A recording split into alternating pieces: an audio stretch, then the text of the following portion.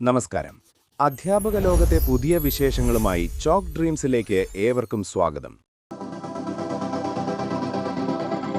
സംസ്ഥാനത്തെ സർക്കാർ എയ്ഡഡ് സ്കൂളുകളിൽ 2025-26 അധ്യയന വർഷം വരെ നിയമനം ലഭിച്ച അധ്യാപകർക്കും ബൈ ട്രാൻസ്ഫർ പ്രൊമോഷൻ ലഭിക്കേണ്ട അനധ്യാപക ജീവനക്കാർക്കുമായി കേടെറ്റ് പരീക്ഷയുടെ പ്രത്യേക വിജ്ഞാപനം വന്നിരിക്കുകയാണ്.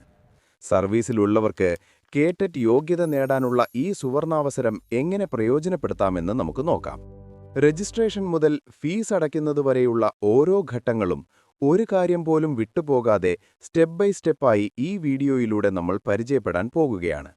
അപേക്ഷാ സമർപ്പണത്തിൽ വരുത്തുന്ന ചെറിയ പിഴവുകൾ പോലും നിങ്ങളുടെ അവസരം നഷ്ടമാകാൻ കാരണമായേക്കാം എന്നതിനാൽ വീഡിയോ ഒട്ടും സ്കിപ്പ് ചെയ്യാതെ പൂർണ്ണമായും കാണുക.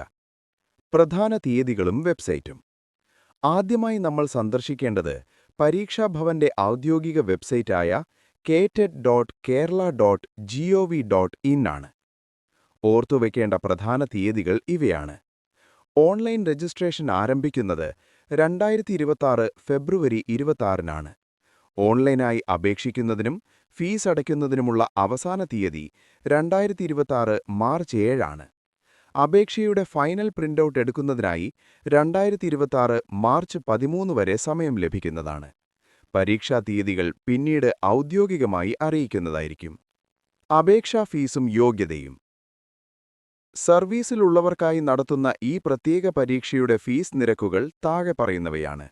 ജനറൽ വിഭാഗത്തിന് 1000 രൂപ, SC/ST ഭിന്നശേഷി വിഭാഗങ്ങൾക്ക് 750 രൂപ. ഓൺലൈൻ ബാങ്കിംഗ്, ക്രെഡിറ്റ് അല്ലെങ്കിൽ ഡെബിറ്റ് കാർഡ് വഴി മാത്രമേ ഫീസ് അടയ്ക്കാൻ സാധിക്കൂ.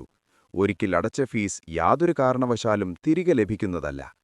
യോഗ്യതയുടെ കാര്യത്തിൽ SC/ST OBC വിഭാഗങ്ങൾക്ക് പരീക്ഷാ മാർക്കിൽ 5% ഭിന്നശേഷിക്കാർക്ക് 10% ഇളവ് ലഭിക്കുന്നതാണ്. സ്റ്റെപ്പ് 1. രജിസ്ട്രേഷൻ ആരംഭിക്കാം. വെബ്സൈറ്റിലെ ഹോം പേജിൽ നിന്നും ന്യൂ രജിസ്ട്രേഷൻ എന്ന ലിങ്ക് സെലക്ട് ചെയ്യുക. വിജ്ഞാപനത്തിലെ നിർദ്ദേശങ്ങൾ വായിച്ചു എന്നുറപ്പുവരുത്തി ചെക്ക് ബോക്സിൽ ടിക്ക് നൽകി മുന്നോട്ടു പോകുക. ആദ്യം ചോദിക്കുന്നത് വെദർ എംപ്ലോയിഡ് ആസ് ടീച്ചർ എന്നാണ്. അവിടെ യെസ് എന്ന് നൽകുക. തുടർന്ന് സ്കൂൾ ടൈപ്പ്, നിങ്ങളുടെ പെൻ നമ്പർ എന്നിവ രേഖപ്പെടുത്തണം. പെൻ നമ്പർ ഇല്ലാത്തവർ വിജ്ഞാപനത്തോടൊപ്പമുള്ള ഐഡന്റിഫിക്കേഷൻ സർട്ടിഫിക്കറ്റ് നമ്പർ നിർബന്ധമായും വെബ്സൈറ്റിൽ അപ്ലോഡ് ചെയ്യേണ്ടതാണ്. ജോലി ചെയ്യുന്ന സ്കൂളിന്റെ പേര്, കോഡ്, റവന്യൂ ജില്ല, ജോലിയിൽ പ്രവേശിച്ച തീയതി എന്നിവ കൃത്യമായി നൽകുക. സ്റ്റെപ്പ് 2. കാറ്റഗറിയും യോഗ്യതയും. നിങ്ങൾ അപേക്ഷിക്കുന്ന കാറ്റഗറി കൃത്യമായി തിരഞ്ഞെടുക്കുക. LP വിഭാഗത്തിന് കാറ്റഗറി 1, UP വിഭാഗത്തിന് കാറ്റഗറി 2, ഹൈസ്കൂൾ വിഭാഗത്തിന് കാറ്റഗറി 3, ഭാഷാ അധ്യാപകർക്കും സ്പെഷ്യലിസ്റ്റ് അധ്യാപകർക്കും കാറ്റഗറി 4 എന്നിങ്ങനെയാണ് നൽകേണ്ടത്. ഓരോ കാറ്റഗറിക്കും അനുസൃതമായ മീഡിയം, വിഷയങ്ങൾ എന്നിവ സെലക്ട് ചെയ്യണം.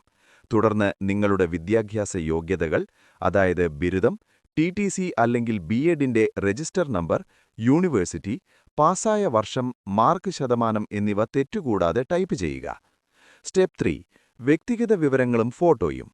അടുത്തതായി നിങ്ങളുടെ പേര്, ലിംഗം, ജന്മതീയതി, address, mobile number, email ID എന്നിവ നൽകുക. ഫോട്ടോ അപ്ലോഡ് ചെയ്യുമ്പോൾ പ്രത്യേകം ശ്രദ്ധിക്കുക. ഫോട്ടോയുടെ വലിപ്പം 20 KB മുതൽ 30 KB വരെ ആയിരിക്കണം. ബാക്ക്ഗ്രൗണ്ട് പ്ലെയിൻ ആയിരിക്കണം. സെൽഫികൾ അനുവദനീയമല്ല.